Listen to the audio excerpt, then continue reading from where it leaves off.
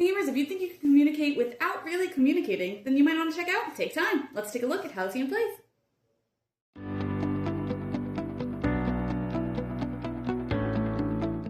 In this game, players are trying to work through the different chapters, which are these envelopes. There are 10 chapters, and there's 4 clocks in each, so players have 40 games that they can play through without having to repeat any. At the beginning of the game, they will shuffle together all of the lunar and solar cards and give each player a number of cards depending on the player count. In this, we're going to set up for a 3-player game. We make sure to deal 12 cards out around the table, so in a 3-player game, each player is going to have 4 cards. Before we take a look at any of those cards, we will discuss at the table any kind of strategy that we have based on what our clock looks like. So this clock is telling us that we have to start, this will be the first section that we're going to look at when we start flipping cards over, and each section has to be equal to or greater than the one before it. So we don't want to put a 12 here. Cards, there is 1 to 12 in the solar and the lunar, so we don't want to put a 12 here because then it's going to be difficult to get all the way around having equal or greater than the previous section. And on top of that, this first section does have to have exactly 1 solar card in it. These sections do not have any other restrictions other than that increasing number, but then this last section here needs to have 3 cards in it exactly, so no more, no less, but they can be either type of card. For the first couple of clocks, there's also no limit on the value of the different sections, but moving forward after that, there will be a limit of 24 for each section. So we can discuss any kind of strategy we have, keeping in mind too that we can play up to 3 cards face up when we're playing cards. And then once we've discussed all of our strategy, we're going to go ahead and all look at our cards, and from that point on, we can't discuss any more. Anybody can decide that they want to go first.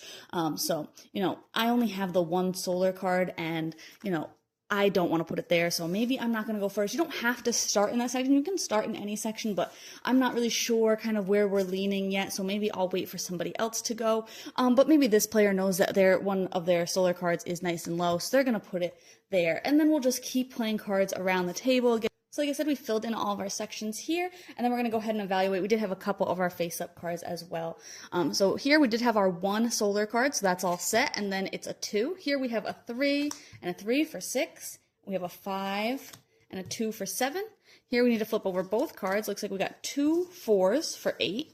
So we're still doing well at the increasing around the clock here. Here we have an 8 and a 5 for 13, and then we do have exactly 3 cards here. And they are greater than that 13. So we have accomplished all the goals for this clock, so we can set it aside and move on to the next clock. And like I said, players can play a single clock, they can play through a whole envelope at once. They can really play as much as they want in a single go, and just every time that they complete a clock, then they can move on to the next one. Fortunately, I have to say that this one definitely wasn't for me. I really just didn't understand the whole first phase where you're trying to discuss what your strategy is when you have no idea what cards you have, or what cards are even part of the game. You don't know that you're going to have 1 through 12 because you're only going to see half of the cards total around the table. It reminded me a lot of The Mind or The Game, which I know are really popular, but also aren't really for me. I don't know how to really communicate who should go when or what should be played where, because you aren't actually allowed to communicate. So it is just a really difficult thing. I find something like this a lot more frustrating than I do fun. I don't really see the puzzly nature of it that I know other people kind of allude to. They say that, you're trying to fulfill all these things, like the number has to get bigger and there's these restrictions of like needing 3 cards here or a solar card here, certain values in certain sections.